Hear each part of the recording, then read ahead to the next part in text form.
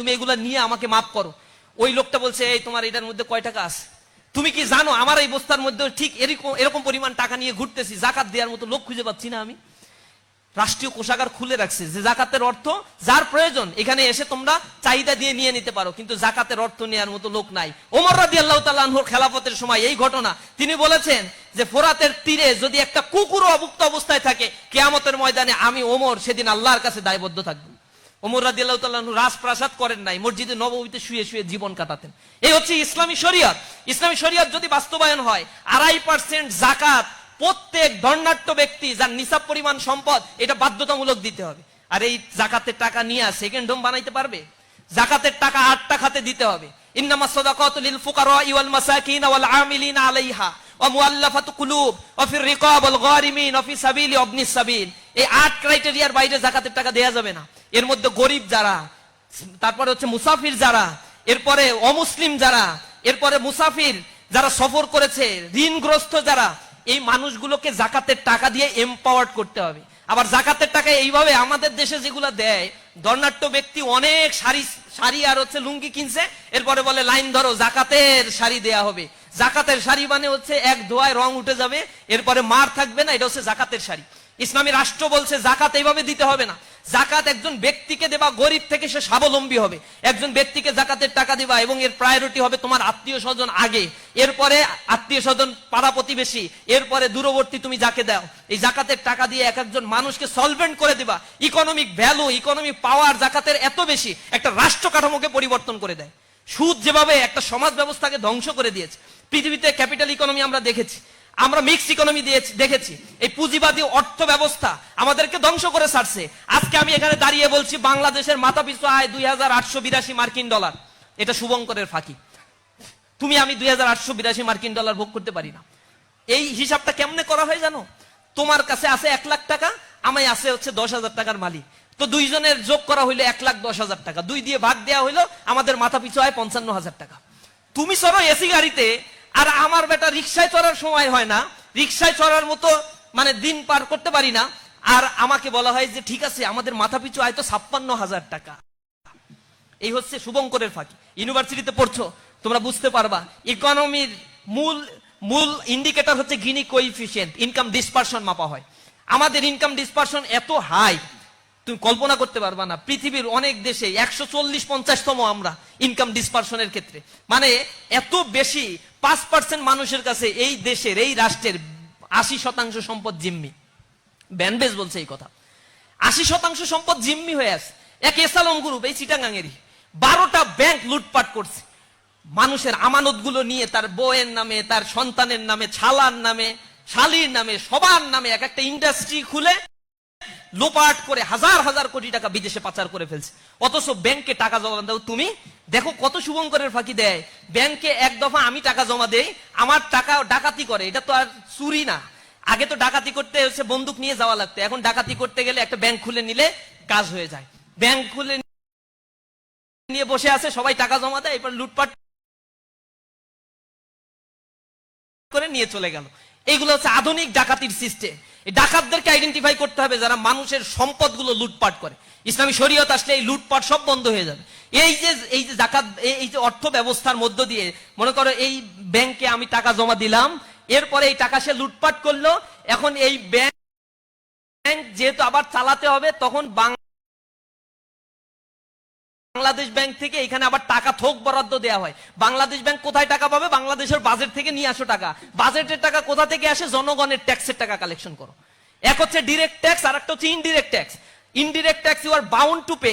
তুমি এখানে বসা আছো, একটা পাঞ্জাবি কেন, একটা টুপি কেন, একটা কলম কেন, 15% ট্যাক্স তোমাকে দিতে হবে, তুমি বাধ্য। কিন্তু ডিরেক্ট ট্যাক্স যারা ধর্নাঢ্য, তাদের ট্যাক্স দেওয়ার ক্ষেত্রে কত যে ফাঁকি। রিসার্চ বলছে মাত্র 25% ট্যাক্স পেয়ার বাংলাদেশে ট্যাক্স দেয়, যাদের ট্যাক্স দেওয়ার সামর্থ্য আছে, কিন্তু মাত্র 25% দেয়। 75% ট্যাক্স আদায় করতে পারে না। তার মধ্যে ম্যাক্সিমাম হচ্ছে রুলিং পার্টির লোকজন, তারা ট্যাক্স দেয় না। কোটি কোটি টাকার মালিক অল্প কিছু ট্যাক্স দিয়ে বলে আমার ট্যাক্স দেওয়া হয়ে গেছে। এরকম ভাবে লুটপাট করছে আমার দেশের টাকা।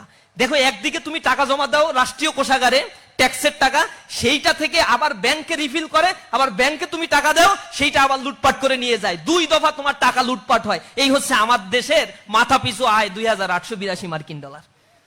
এইভাবে করে করে একটা জাতিকে বোকা বানানো হচ্ছে।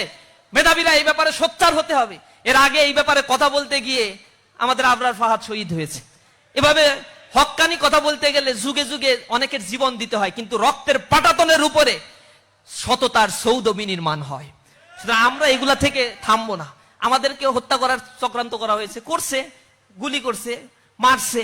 এখানে আমাদের এই ভাই আছে, আশিক ভাই আছে, এখন হয়তো ভাই অনেক বড় হাই প্রোফাইল, অনেক ভালো জায়গায় চলে গেছে, কিন্তু এই বিশ্ববিদ্যালয়ে তাকে মানে ওরা হত্যা করার উদ্দেশ্যেই তার উপরে অস্ত্র দিয়ে আঘাত করেছিল।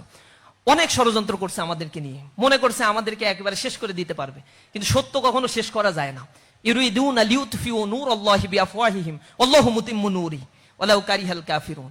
আল্লাহ তার নূরকে প্রজ্বলিত করবেন, কাফেরদের জন্য এটা যত মর্মপীড়ার কারণ হোক না কেন। এই যে শুভঙ্করের ফাঁকিগুলো আমাদেরকে দিয়ে দিয়ে রাষ্ট্র যেভাবে আমাদেরকে তৈরি করছে, এর এগেইনস্টে ইসলামিক ইকোনমিক সিস্টেম বলে জাকাত চালু করতে হবে, আর একটা চালু করতে হবে কর্জে হাসানা সিস্টেম। ওয়েলফেয়ার ইকোনমির সিস্টেম যদি একটা সোসাইটিকে ডেভেলপ করা সম্ভব হয়, তাহলে একটা সোসাইটি খুব অল্প সময়ের মধ্যে শিফটিং করে একটা খুব স্ট্রং ইকোনমিক ফাউন্ডেশনের উপরে দাঁড়িয়ে যায়।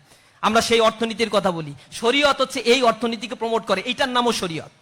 শরীয়ত এইটা বলে এতিমের সম্পদ লুণ্ঠন করা যাবে না।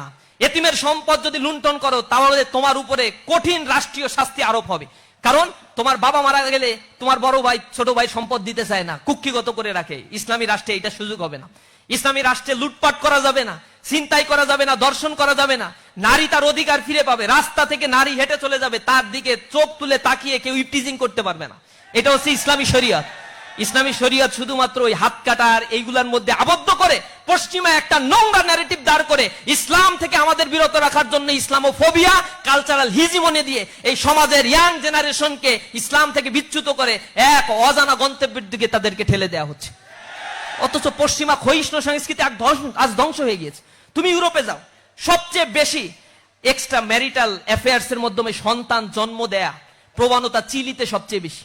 সে চিলিতে 75% সন্তান জন্মগ্রহণ করে, সেখানে তার বাবা কে তারা জানে না। আমেরিকা 46% সন্তান জানে না তার পিতৃ পরিচয়। তুমি যাও ফ্রান্সে, স্ক্যান্ডিনেভিয়ান দেশ, বাল্টিক অঞ্চলের দেশগুলোতে 60 থেকে 70% সন্তান জন্মগ্রহণ করার পরে তার বাবার মুখ তাদের দেখার সৌভাগ্য হয় নাই।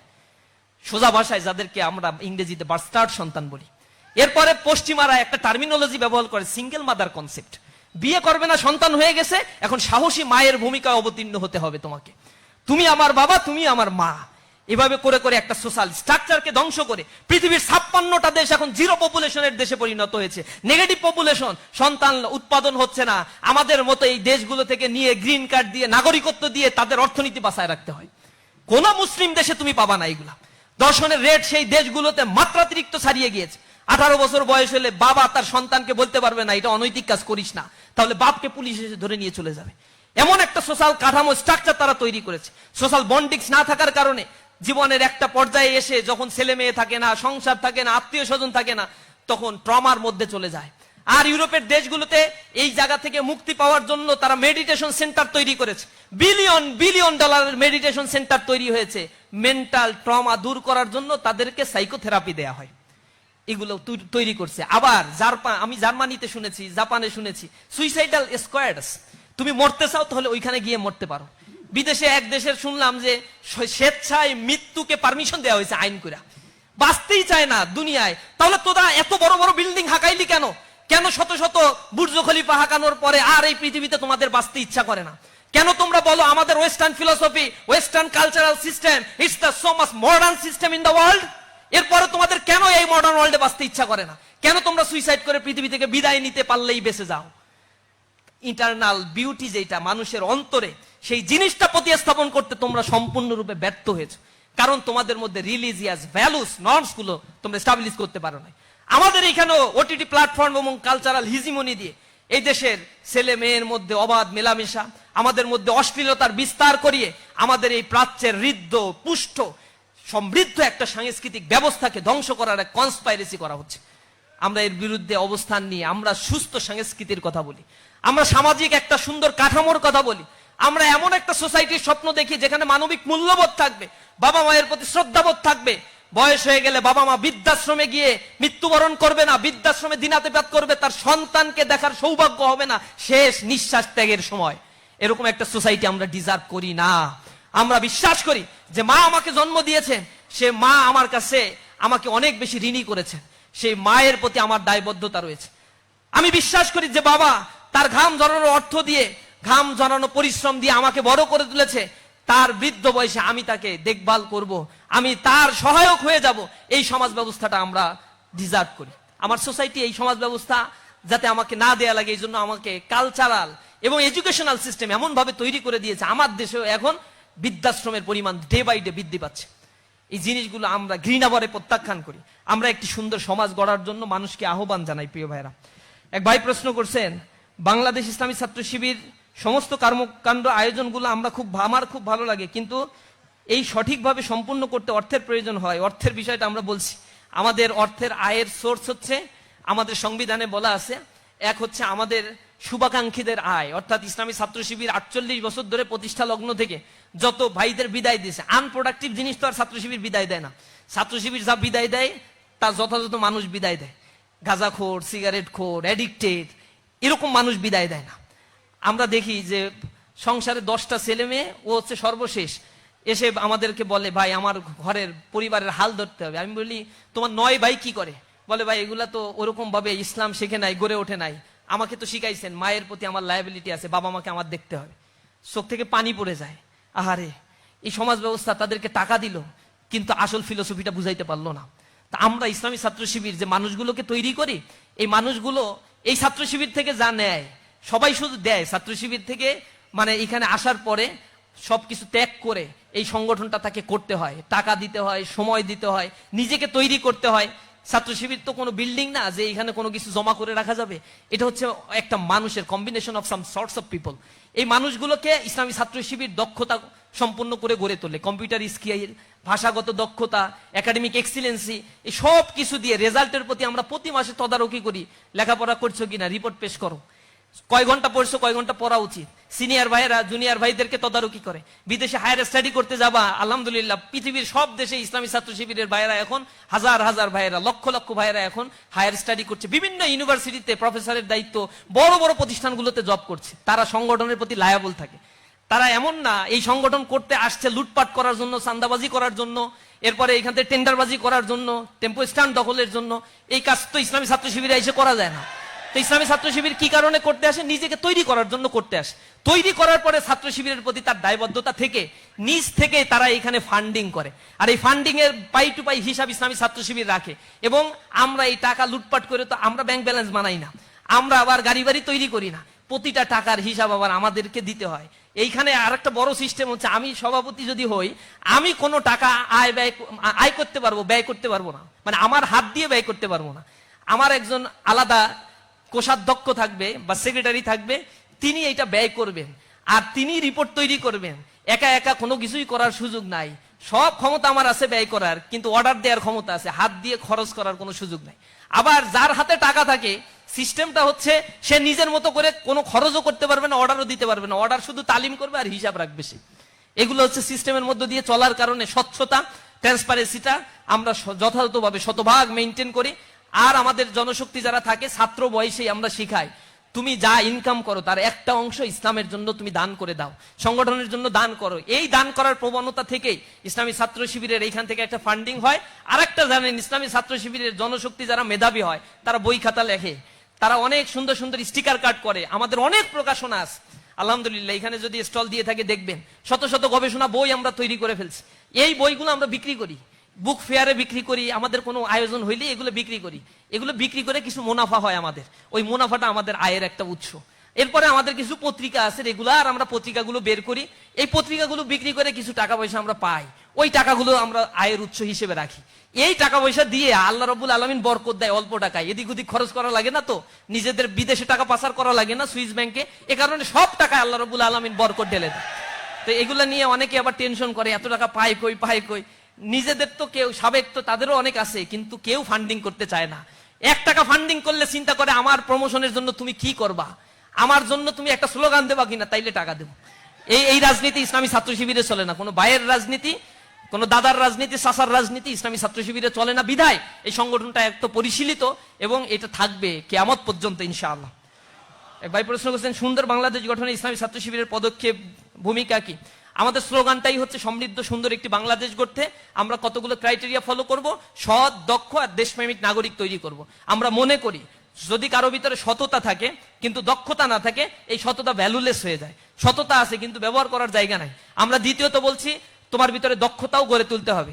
আর দক্ষতা আছে, সততা আছে, বিদেশে গিয়ে কাজ করতেছি, অনেক টাকার মালিক হয়ে যাচ্ছি। ইসলামী ছাত্র শিবির লাস্ট বলছে দেশপ্রেম তোমার ভিতরে থাকতে হবে। এ দেশ তোমার প্রতি অনেক টাকা খরচ করছে। তুমি ইউনিভার্সিটিতে পড়ো, তোমরা এখানে মাদ্রাসায় যারা পড়ছো, এভারেজে প্রতি বছর 10,000 টাকা করে গভর্নমেন্ট তোমার পিছনে খরচ করে। তুমি স্কুলে পড়াশোনা করলে 25,000 টাকা করে এভারেজে এই গভর্নমেন্ট তোমার পিছনে খরচ করে। আর তুমি যদি ক্যাডেট কলেজে পড়ে থাকো, এভারেজে 1,35,000 টাকা করে পার ইয়ার তোমার পিছনে গভর্নমেন্ট খরচ করে থাকে। মাদ্রাসার ছাত্ররা একটু বৈষম্যের শিখা, এর বিরুদ্ধে কথা বলতে হবে। মাদ্রাসা যারা আছে কথা বলতে হবে। এই রাষ্ট্র আমার সমান অধিকার নিশ্চিত করতে 100% ব্যর্থ হয়েছে। শুধু মুখে মুখে বুলি আউলাইলেই হবে না। এ রাষ্ট্রের সংবিধান আমাকে যে রাইটস দিয়েছে, সেই রাইটস আমাকে বুঝিয়ে দিতে হবে এবং বুঝে নেয়ার প্রজন্মটাই হচ্ছে জেনারেশন জেন জেড। এই প্রজন্ম তাদের অধিকার বুঝে নেবে ইনশাআল্লাহ। সুতরাং এই রাষ্ট্র আমার জন্য যে খরচগুলো করে, এটা আমার লায়াবিলিটি তো রাষ্ট্রের প্রতি থাকতে হবে। আমরা সেই দেশপ্রেম গড়ে তুলি এবং স্বাধীনতার পরে এই বাংলাদেশকে নিয়ে যদি কোনো ভাবনা করা কোনো রাষ্ট্র ইসলামী দল থাকে, ইসলামী ছাত্র সংগঠন থাকে, সেটা হচ্ছে ইসলামী ছাত্র শিবির। ইসলামী ছাত্র শিবির যে কার্যক্রমগুলো করেছে অ্যানালাইসিস করে দেখবেন, লোপাটের রাজনীতি ইসলামী ছাত্র শিবির করে না। এমন মানুষ তৈরি করেছে, যে জায়গায় এই মানুষগুলো গিয়েছে সেখানেই দক্ষতার পরিচয় দিয়েছে, দেশপ্রেমের পরিচয় দিয়েছে। বিগত ফ্যাসিস্ট আমলে আমাদেরকে প্রমাণ করার জন্য কি করতো, মেসে মেসে অভিযান চালিয়ে প্যান্ট পরায়ে বলতো যে টাকলুর উপরে প্যান্ট আছে কিনা, যদি থাকতো বলতে এটা নিশ্চিত শিবির করে। এরপরে মসজিদে গিয়ে দাঁড়ায় থাকতো, মসজিদে নামাজ পড়তে আসে কে কে, খোঁচা খোঁচা দাঁড়িয়ে আছে। এরপরে মানে নমনীয় ভাব, মাথা নিচু করে হাঁটে চলে, সালাম দিয়ে কথা বলে, শিবির করে। যত ভালো কিছু আছে সব শিবির করে। রিমান্ডে নিয়ে আমাদের জিজ্ঞাসা করছে তোমরা এই করো করো সেই করো, আমরা বলছি এই ভালো কাজ করলেই কি শিবির? বলছে হ্যাঁ, এগুলাই তোমাদের বৈশিষ্ট্য, আমরা জানি। যত ভালো তার সাথে শিবির, এগুলো একটা ট্যাগ দিয়ে আমাদেরকে এরকম বানায় ফেলছে। বলে ও ঘুষ খায় না, তাহলে শিবির করতে, ওর চাকরি থেকে বরখাস্ত করতে হবে। ও সুদ খায় না, তাহলে ও চাকরি থেকে বরখাস্ত করতে হবে, ওরে এখানে রাখা যাবে না, ও শিবির। শিবির আতঙ্ক সারা বাংলাদেশে এখন ছড়াই গেছে। এখন অনেকে বলে যে হলে শিবির কমিটি দেয় না কেন? হলে কমিটি দিতে হবে, ঢাকা বিশ্ববিদ্যালয় বলে, অথচ ছাত্ররা হল কমিটি ঢাকা বিশ্ববিদ্যালয়ে চায় না। স্পষ্টভাবে বলছে হল কমিটি না, রাজনীতি আবাসনের জায়গায় হবে না। একটা মেজরিটি পার্সেন্ট 80-90% ছাত্র এটা চায়। প্রশাসন ছাত্রদের মুখোমুখি ছাত্র শিবিরকে দাঁড় করাতে চায়। আমরা বলছি ছাত্র শিবির কখনো ছাত্রদের মুখোমুখি দাঁড়াবে না। যখন ছাত্ররা ফিল করবে পলিটিক্স দরকার, ট্রমাটাইজ একটা সিচুয়েশন থেকে ছাত্ররা এখন উঠেছে। বিগত 15 বছরে রাজনীতি বলতে, ছাত্র রাজনীতি বলতে গণরুম গেস্ট রুম কালচার। তারা বুঝেছে রাজনীতি মানেই হচ্ছে দখলদারিত্ব, সাদাবাজি, ছিনতাই। এরপরে বয়স শেষ হয়ে যায় 15 বছর আগে, এরপরে এখনো পর্যন্ত সভাপতি, এইগুলো চলে। এগুলো বলছে তারা রাজনীতি। এই রাজনীতিকে তারা ঘৃণা ভরে প্রত্যাখ্যান করেছে। তারা প্রকাশ্য দিবালোকে জবাই করে করে মানুষকে হত্যা করছে। অমুসলিম সে বলতেছে আমি শিবির করি না, ও বলে তুই সংখ্যালঘু শিবির, এটা বলে তাকে নির্যাতন শুরু করে দিচ্ছে। কল্পনা করা যায়। এগুলো আপনারা দেখেন না বিগত সময়গুলোতে? এগুলো করে করে আমাদের থেকে মানুষকে আলাদা করার জন্য চেষ্টা করছে, কিন্তু তারা কি পারছে? কোনো আদর্শকে শেষ করা যায় না। এখন আমাদের হলের রাজনীতি, ছাত্ররা যখন চাইবে ইসলামী ছাত্র শিবির তখনই হলে কমিটি দিবে, অন্যথায় ইসলামী ছাত্র শিবির ছাত্ররা যেভাবে চায় এই দেশকে গঠন করতে, ইসলামী ছাত্র শিবির সহায়ক শক্তি হিসেবে এই রাষ্ট্রকে গঠন করার জন্য, এই রাষ্ট্রের সম্পদ হিসেবে এই বিশ্ববিদ্যালয়ের ছাত্রকে গড়ে তোলার জন্য ইসলামী ছাত্র শিবির কাজ করবে ইনশাআল্লাহ। এজন্য আমাদের কার্যক্রমগুলো সব স্টুডেন্ট ওরিয়েন্টেড এবং কল্যাণমুখী ইনশাআল্লাহ। এক ভাই প্রশ্ন করছেন খেলাফতে ছাত্র শিবির আস্থা রাখে কিনা, গণতন্ত্র নিয়ে ছাত্র শিবিরের বিশ্বাস কি? খেলাফত আর গণতন্ত্র পাশাপাশি দাঁড় করানোর কোনো কারণ নাই। ইসলামী ছাত্র শিবির খেলাফতে বিশ্বাস করে এবং খেলাফত ব্যবস্থা সম্বন্ধে যে নেগেটিভ ট্রমা ছড়ানো হয়েছে, এর ব্যাপারে ইসলামী রাষ্ট্র কাঠামো কেমন হবে এই নিয়ে লক্ষ লক্ষ বই রচনা হয়ে গেছে। ইসলামী আইন শাস্ত্রবিদরা এরা লিখে ফেলেছেন, আপনারা এটা একটু দয়া করে পড়বেন। এবং খেলাফতের সাথে ডেমোক্রেসিকে জড়ানোর কিছু নাই। খেলাফত একটা বিশ্ব ব্যবস্থাপনা, এটা রাষ্ট্র, একটা সমাজ ব্যবস্থাপনা, কিন্তু ডেমোক্রেসি এটাকে আমরা কোনো মতবাদ মনে করি না, এটা নির্বাচনের একটা প্রক্রিয়া মনে করি। শুধু নির্বাচনের সময় এক এক দেশে ডেমোক্রেসির এক এক রকম ফর্ম আছে। বাংলাদেশে এক ধরনের ফরমেশন, পৃথিবীর 96টা দেশে পিআর সিস্টেমে নির্বাচন হয়, কোথাও শুধু প্রেসিডেন্সিয়াল ইলেকশন সিস্টেম, কোথাও দ্বিকক্ষ বিশিষ্ট সিস্টেম, কোথাও লোকসভা বিধানসভা, এরকম বিভিন্ন সিস্টেমে ডেমোক্রেসি আছে পৃথিবীতে। এগুলো নির্বাচন একটা প্রক্রিয়া ছাড়া আমরা ডেমোক্রেসিকে আর কোনো কিছুই মনে করতে রাজি না। এটা কোনো মতবাদ বা মতাদর্শ হিসেবে আমরা এটাকে মানতে রাজি না। সুতরাং এই ডেমোক্রেসির সাথে এইটাকে মিলানোর কোনো সুযোগ নাই। ডেমোক্রেসির সব জিনিসগুলো খারাপ না, ইসলামে অনেক বিষয়গুলো এখানে অ্যাকসেপ্ট করা হয়েছে। ইসলামে নির্বাচনের সুনির্দিষ্ট কোনো পন্থা আল্লাহ রাসূল বাতলে দিয়ে যান নাই। এ কারণে পরবর্তীতে যারা ওলিয়া আহাদ যারা ছিলেন অথবা আহলে রায় যারা ছিলেন, তারা এগুলো সুনির্দিষ্ট করে গিয়েছেন বিভিন্ন ভাবে নির্বাচনের প্রক্রিয়া কেমন হতে পারে। সেগুলো কিছু কিছু ক্ষেত্রে ডেমোক্রেসির সাথে আদর্শিকভাবে সাংঘর্ষিক কিছু বিষয় আছে, কিছু বিষয় আছে এগুলো অ্যাকসেপ্টেন্সি। যেমন বলা হয় ডেমোক্রেসির মাধ্যমে আল্লাহ হবেন, ডেমোক্রেসিতে বলা হয় জনগণ সর্বময় ক্ষমতার মালিক। আমরা বিশ্বাস করি না, জনগণ কোনোদিন ক্ষমতার মালিক হইতে পারে না। জনগণ আল্লাহ রব্বুল আলমিনের পক্ষ থেকে খেলাফতের দায়িত্ব প্রাপ্ত একজন ব্যক্তি, এবং দুনিয়াতে এই খেলাফতের দায়িত্ব আল্লাহ রব্বুল আলমিন তাকে দিয়েছেন। আল্লাহ রব্বুল আলমিনের যে ক্ষমতা, এই ক্ষমতাগুলো সার্বভৌম ক্ষমতা জনগণের মাধ্যমে আল্লাহ বাস্তবায়ন করিয়ে থাকেন। এ কারণে আমরা মনে করি, আমরা যদি রাষ্ট্র ক্ষমতায় যাই, ইসলামিস্টরা মনে করে যে রাষ্ট্র ক্ষমতায় গেলে আমরা হব রাষ্ট্রের খাদেম, সেবক, আমরা রাষ্ট্রের মালিক হব না। রাষ্ট্রের মালিক আমরা হয়ে রাষ্ট্র থেকে লুটপাট করব না, রাষ্ট্রের খাদেম হব, জনগণের সেবক হয়ে আমরা কাজ করব। আমাদের অনেক জবাবদিহিতার জায়গা সেখানে থাকতে হবে। আর যারা মনে করে আমরা রাষ্ট্রের মালিক, তারা তো ক্ষমতায় গেলে নিজেদেরকে রাষ্ট্রের বলে না, আমার বাপ স্বাধীন করছে রাষ্ট্র, এটা হচ্ছে আমার বাপের দেশ, ওই বাপের মুল্লুক বানিয়ে নিয়েছে তারা, এবং যা ইচ্ছা তাই করছে এই রাষ্ট্রের মধ্যে। সুতরাং ওই সিনারিও ইসলাম পছন্দ করে না। ইসলামের আহলুল হাল্লি ওয়াল আকদ আর ওলিয়া আহাদের সিস্টেম রয়েছে, মজলিসে শুরার সিস্টেম, এগুলো বিস্তর আলোচনা, এগুলো নিয়ে সেমিনার হলে কোনোদিন হয়তো আপনাদের সাথে আলোচনা করা যাবে। আপনারা ইউনিভার্সিটিতে পড়েন, বিস্তর পড়াশোনা করবেন আপনারা ইনশাআল্লাহ। জুলাই বিপ্লবের পর তো কথা ছিল বিশ্ববিদ্যালয়, স্কুল, কলেজগুলোতে রাজনীতি বন্ধ হবে, কিন্তু এখন পর্যন্ত অর্থাৎ 1 বছরও এটি বন্ধ না হওয়ার কারণ কি, এবং রাজনীতি ক্যাম্পাসগুলোতে আসলে প্রয়োজন আছে কিনা, শিবির কিভাবে লেজুর ভিত্তি ছাত্র সংগঠন না। দেখেন, লেজুর ভিত্তি বলতে আসলে কি বোঝায় এর কোনো সংজ্ঞায়ন, ডেফিনেশন কারো কাছে নাই। আমরা লেজুর ভিত্তিক রাজনীতি বলতে যেটা বুঝি, মাদার পার্টির পারপাস সার্ভ করা যাবে না ক্যাম্পাসগুলোতে। যেমন অমুক ভাইয়ের শাহাদাত, ওই যে দেশে প্রত্যাবর্তন দিবস, অমুকের মৃত্যুবার্ষিকী, তাই আমার ক্যাম্পাসে পোস্টারের পর পোস্টার করে জোরপূর্বক কাউকে নিয়ে এসে আলোচনা সবাই থাকতে হবে, এই কালচার আমরা অ্যাবলিশ করে দিতে চাই। ক্যাম্পাসগুলোতে হবে ছাত্র বান্ধব কার্যক্রম। এরপরে মাদার পার্টির বড় প্রোগ্রাম হবে, সেখান থেকে জোরপূর্বক সব ছাত্রদেরকে নিয়ে যাওয়া হবে হল থেকে ভর্তি করে মিছিলে স্লোগান দেওয়ার জন্য। এটা আমরা বিশ্বাস করতে চাই না।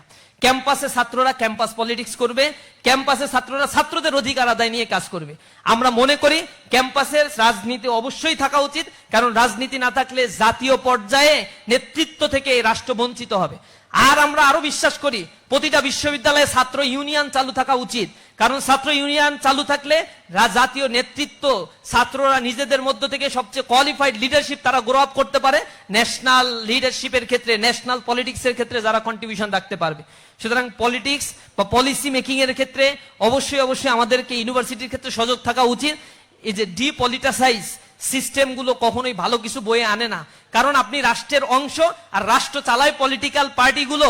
সুতরাং পলিটিক্যাল পার্টিতে কারা ইনক্লুড হবে, তারা যদি ছাত্র বয়স থেকে সচেতন না হয়, গড়ে উঠতে না পারে, নিজেকে তৈরি করতে না পারে, তাহলে একটা রাষ্ট্র অনেক বিষয় থেকে বঞ্চিত হয়। এজন্য পলিটিক্স প্রয়োজন আছে। ছাত্র শিবির না থাকলে হয়তো এরকম প্রোগ্রামগুলো বা আরো অনেক অনেক বুদ্ধিভিত্তিক কাজ ইসলামী ছাত্র শিবির করে, এগুলো থেকে ছাত্র সমাজ অনেক বেশি বঞ্চিত হতো। আর বিপ্লবের পরে ছাত্র রাজনীতি বন্ধ হওয়ার কথা ছিল, বিভিন্ন ইউনিভার্সিটিতে তারা প্রতিক্রিয়া জানিয়েছে, বন্ধ হয়েছে, আমরা তাদের প্রতি রেসপেক্ট জানাই। আমরা শুরুতেই আগেই বলেছি, একটা ট্রমাটাইজ সিচুয়েশন থেকে ছাত্ররা উদ্ধার পেয়েছে। পলিটিক্সের প্রতি ভালো আকর্ষণ তৈরি করার জন্য সকল ছাত্র সংগঠনকে ভালো কাজগুলো করে দেখাতে হবে। এবং আমরা বলছি রাজনীতির ক্ষেত্র হবে ক্যাম্পাস, আর সেখানে হবে মার্কেট প্লেস অফ ভ্যালুস, অর্থাৎ প্রত্যেকেই প্রত্যেকের আদর্শের কথাগুলো এজেন্ডা নিয়ে কথা বলবে। এমন হবে না আমি এখানে দাঁড়িয়ে 20 মিনিট কথা বললাম, তার 19 মিনিটই বললাম আর একটা দলের গিবত, আর একটা দলের মন্দ চর্চা নিয়ে কথাবার্তা বলা, এটা যেন না হয়।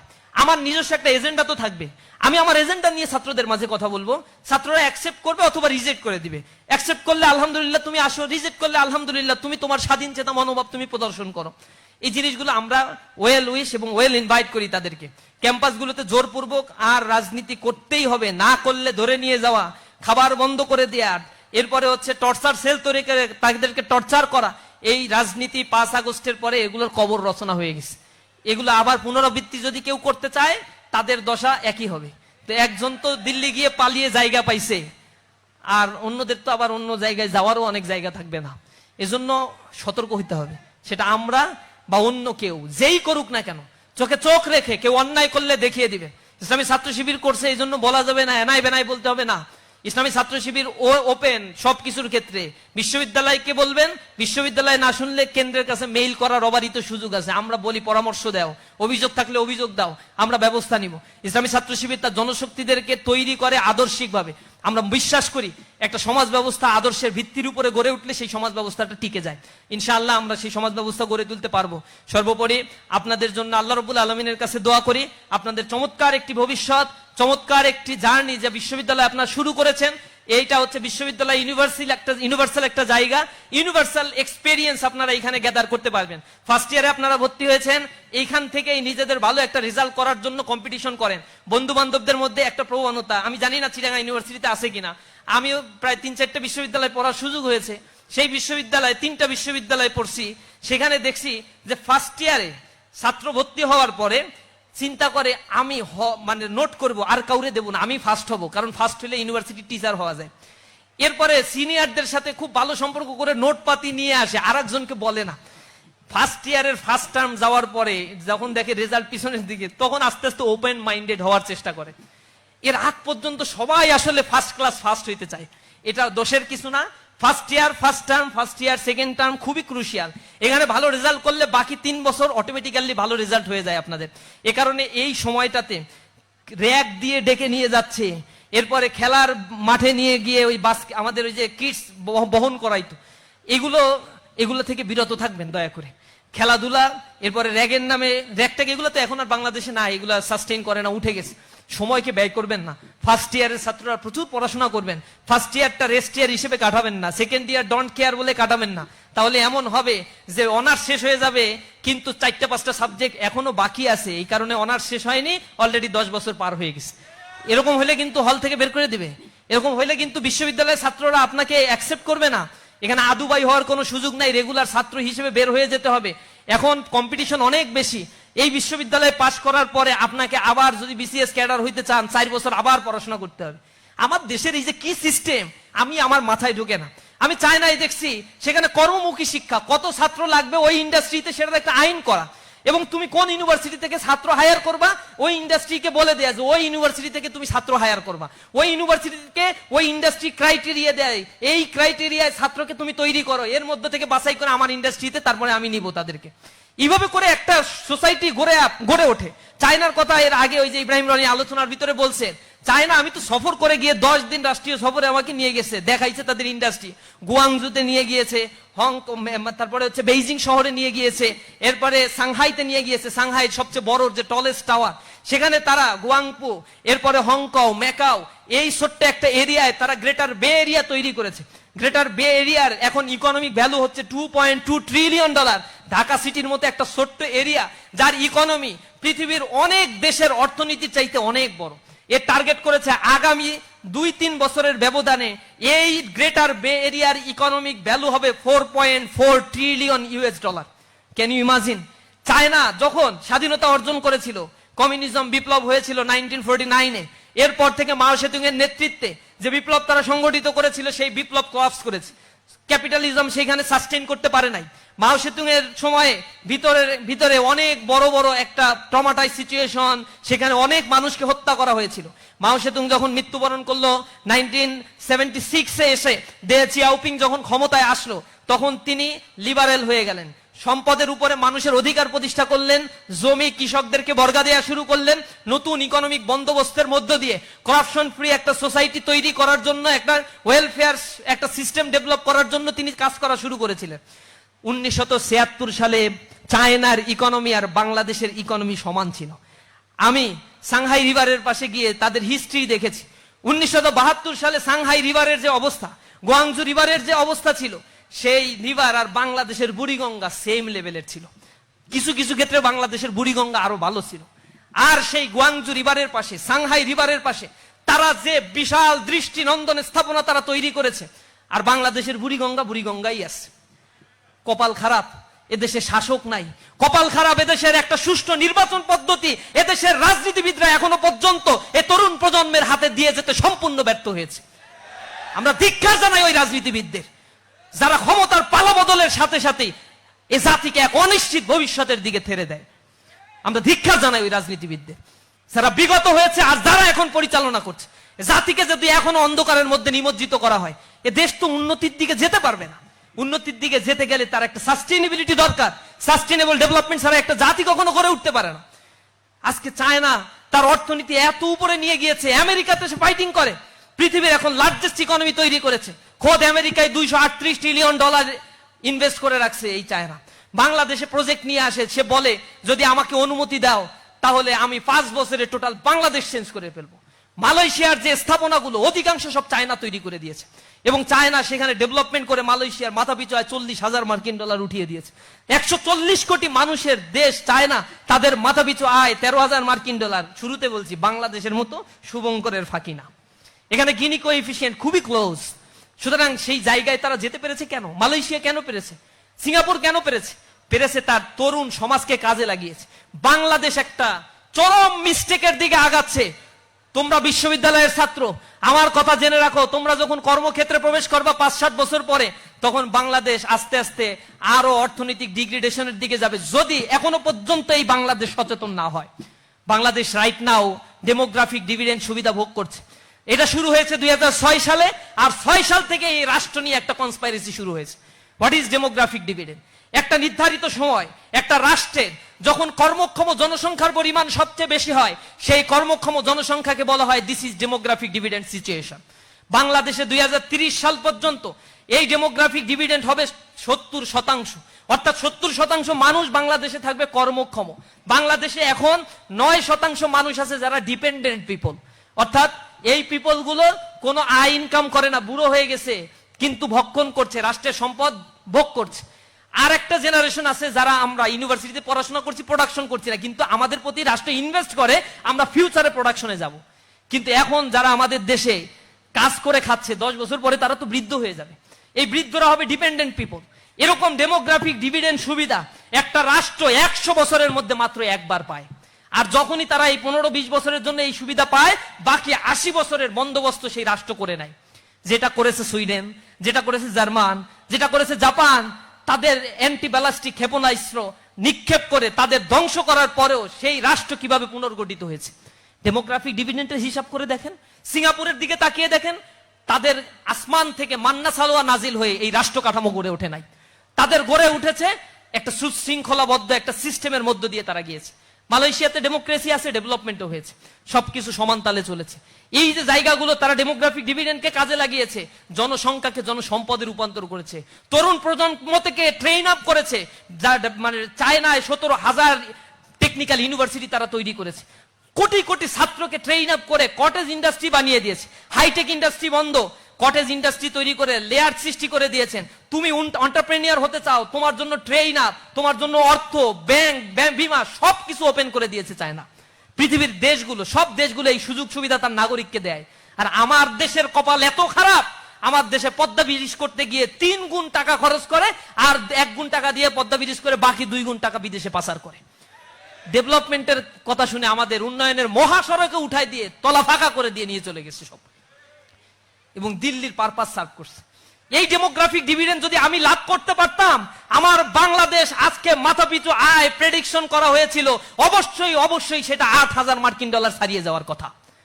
কিন্তু কপাল পোড়া আমরা, এমন নেতৃত্ব আমাদের উপর চাপিয়ে দিয়েছে, এমন শিক্ষা ব্যবস্থা আমাদের উপর চাপিয়ে দিয়েছে, যে শিক্ষা ব্যবস্থায় শেখার পরে এই ইউনিভার্সিটির মাস্টাররা আমাদেরকে শিখায়, আর শেখানোর পরে 4-5 বছর আমাদের আবার পড়তে হয় আরেকটা চাকরি জোটানোর জন্য। তাহলে এই লেখাপড়া করার আমার কি দরকার? ফার্স্ট ইয়ার থেকেই তো আমার বিসিএস এর বই ধরাই দেওয়া উচিত ছিল। ইউনিভার্সিটি গুলো, ঢাকা ইউনিভার্সিটিতে যাবা, ক্লাসে ছাত্র খুঁজে না পাওয়া গেলেও লাইব্রেরিতে বসে পড়ার জায়গার অভাব হয় না। এবং সেইখানে লাইব্রেরিতে যে দেখা যায় যে গবেষণার বইগুলো ময়লা পড়ে আছে, মোছার লোক নাই, আর বিসিএস এর বইগুলো পড়তে পড়তে সেগুলোর পাতা ছিঁড়ে অবস্থা খুবই খারাপ। অথচ একটা ইউনিভার্সিটি নলেজ ক্রিয়েশনের জায়গা হওয়ার কথা ছিল, সেখানে ইনভেস্টমেন্ট সরকার করে না, ইনভেস্টমেন্ট করে মানে এই স্ট্রাকচারাল ডেভেলপমেন্টের ক্ষেত্রে। পৃথিবীর 58তম র্যাঙ্কিং এর একটা ইউনিভার্সিটি আমি গিয়েছিলাম, ইউনিভার্সিটি অফ মালায়। এই জায়গায় গেলে তোমার মনে হবে যে এইটা কেমনে এরকম একটা ইউনিভার্সিটি হয়, স্ট্রাকচারই ঠিক নাই, মানে দেখতে ভালো লাগে না, সূক্ষ্ম শুষ্ক। লাইব্রেরিতে গিয়ে তুমি পাগল হয়ে যাবা, সেখানে রিসার্চ হচ্ছে, গবেষণার পর গবেষণা ছাত্ররা করছে, তাদের থাকার জায়গার অ্যাকোমোডেশন আর ফ্যাসিলিটিসের দরকার হয় না, তারা চায় সোসাইটিকে পরিবর্তনের জন্য নিজেদেরকে প্রোডাক্ট হিসেবে তৈরি করতে। আর আমার দেশের বুয়েট থেকে পড়ার পরে 60% স্টুডেন্ট দেশের বাইরে চলে যায়। 60% মেধা ধরেই রাখতে পারে না এই দেশ, তাদের কোনো হুঁশও নাই। তাদের জন্য একটা গবেষণাগার করে দিবে, ইউনিভার্সিটিগুলোতে বরাদ্দ দিবে, ইউনিভার্সিটির টিচারের র্যাঙ্কিং উঠবে গবেষণা খাতে বরাদ্দের উপরে, ইউনিভার্সিটির টিচারদেরকে টার্গেট দিয়ে দিবে, এই পর্যায়ের যদি ফান্ডিং আনতে পারো তাহলে তুমি অ্যাসোসিয়েট প্রফেসর হবে, এছাড়া হইতে পারবা না। আমার টিচাররা আবার আমার কথায় অখুশি হয়। পৃথিবীর বিভিন্ন জায়গাতে এরকমই করে রে ভাই, টিচাররা পলিটিক্স অতিমাত্রায় করে ছাত্রদের উপরে এর একটা নেগেটিভ প্রভাব ফেলে সব জায়গা তারা আজকে বিশৃঙ্খলা সৃষ্টি হচ্ছে। সব টিচার না, একটা বড় অংশের টিচার তো রিসার্চ করছে আলহামদুলিল্লাহ, তবে একটা অংশ কিন্তু এই কাজগুলো করছে। ছাত্ররাও এই জায়গায় গা ভাসিয়ে দিয়ে লেখাপড়া বাদ দিয়ে তুমি যদি তোমাকে গড়ে তুলতে চাও তাহলে তোমার দেশে জেনে রাখো রাইট নাও 40 লক্ষ বেকার আছে, তুমিও কোনোদিন এই খাতায় তোমার নামটাও লেখাইতে বাধ্য হবা। এটাও যদি না লেখাও তাহলে 1 কোটি বাংলাদেশে ডিসগাইজ আনএমপ্লয়েড আছে, অন্তত 1 কোটির কাতারে তোমার নামটা তুমি লেখাইতে পারবা। তুমি প্রত্যাশা করো 20,000 টাকার চাকরি, এই রাষ্ট্র তোমাকে 10,000 টাকার চাকরি তাই সার্কুলার দিয়ে বলবে অনার্স মাস্টার্স পাস, পতিতদশা কোনো বিশ্ববিদ্যালয় থেকে তাও পাস হইতে হবে। নিজের লজ্জা হওয়া উচিত। ইউনিভার্সিটিতে পাশ করে 12,000 টাকার চাকরির জন্য ইউনিভার্সিটি গ্রাজুয়েট সে আবেদন করতে হয়, উদ্যোক্তা হইতে পারে না। এদেশে যে শিক্ষা কমিশন আমাদেরকে গঠন করা হয়েছে স্বাধীনতার পরে, যে শিক্ষা আমাদের উপরে চাপিয়ে দেওয়া হয়েছে, লাঞ্ছনা করা একটা শিক্ষা ব্যবস্থা। এই শিক্ষা ব্যবস্থা সেই ম্যাকলে কমিশন 1843 সালে যে সুপারিশ দিয়েছিল তার আদলে তারা বলেছিল আমরা একটা প্রজন্ম তৈরি করতে চাই, যে প্রজন্ম দেহে মানসিক গড়নে হবে হচ্ছে বাঙালি, আর মনস্তাত্ত্বিক ভাবে শিক্ষা দীক্ষায় হবে ব্রিটিশদের দাস। আমরা সেই দাসে পরিণত হয়েছি। আমার বাবা আমি একটা চাকরি করি এটাকে প্রেফার করে, আমি উদ্যোক্তা হই এটাকে প্রেফার করতে চায় না। মনস্তাত্ত্বিক ভাবে আমরা এইভাবে তৈরি হয়েছি। এই সিস্টেমকে ভেঙে দিতে না পারলেই রাষ্ট্র গঠিত হবে না। সবাইকে কে চাকরি দেবে? সরকারি চাকরি 1% দিতে পারে না, ভ্যাকুয়াম তৈরি হয় না। অথচ 99% ক্ষেত্রে প্রাইভেট জব সৃষ্টি হচ্ছে, সেইখানের জন্য তোমাকে তৈরি করতে হবে।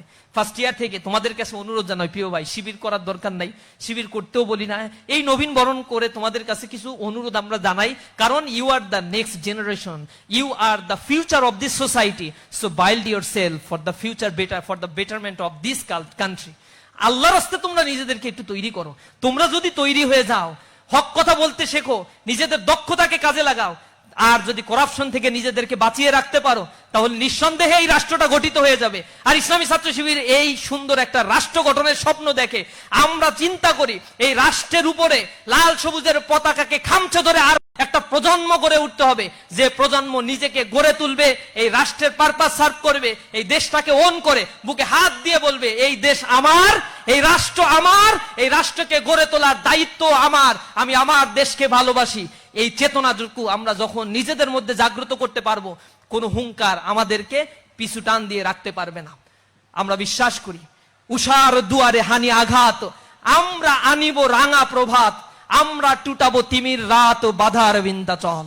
আমরা অন্ধকার বিদূরিত করে দিয়ে আলোর প্রস্ফুটিত মশাল হাতে নিয়ে জাতিকে জ্ঞানের আলোকে আলোকিত করে সমাজ ব্যবস্থাকে পাল্টে দিয়ে তাক লাগানো একটা উৎকর্ষতা সাধনের ব্রুতি নিয়ে যেন এই পথ চলাকে আমরা সামনে নিয়ে যেতে পারি, সে আহ্বান জানিয়ে আমার কথা শেষ করছি। হাযা মা ইনদি ওয়া ইলমু ইনদাল্লাহ আলাইহি তাওয়াক্কালতু ওয়া ইলাইহি উনীব। আসসালামু আলাইকুম ওয়া রাহমাতুল্লাহ।